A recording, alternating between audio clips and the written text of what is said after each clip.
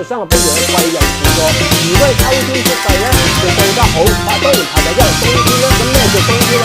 排第一最好運咧係11月7到3月6呢批，排第二係8月8到呢一個11月7，排第三咧係3月6到5月6。咁最唔好乜嘢啊？梗係5月6到8月8啦。咁就因為始終呢兩年嘅人緣運都今年人緣係仲好過2025嘅，即係今年如果雖然我問你麻麻地啫，咁就守住唔好轉工，又或者好想轉工咧，如果份壓力冇咁大，人都冇加到嘅，或者已經減咗咧，咁就可以個人情緒輕鬆少少就可以嘅。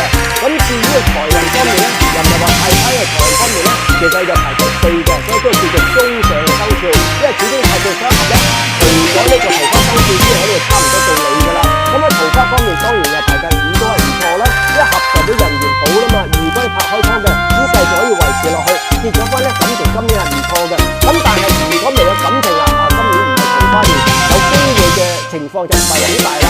咁唯有就把握個桃花月啦。咁如果今年桃花月農曆1月到7月，睇桃花月把唔把得到啦？把握唔到啊，都唔使驚。你下個重桃花年幾時啊？2028等多1年啦。你聽下呢個係可能等2年之後咧，就重桃花年啦。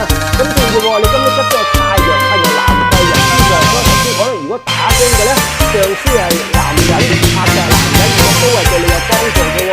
咁就今年一味黐住男人就得啦。咁仲有歲合，佢就太歲雙合，頭先講嘅啦，合上啲人緣好，就用自己就穩定啦。咁就攀我有利地位提升。咁通常咩有天空計劃而成空。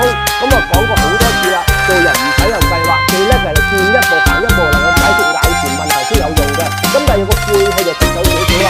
晦氣咧，若俾人雞虎劫爆談明明聽好嘅咧，就容易俾人甩拖喎。俾你做保險啊，或者地產明明個客傾就傾㗎啦，點知俾人劫戶喎。所以如果你要遷嘅，就一次嘅啦。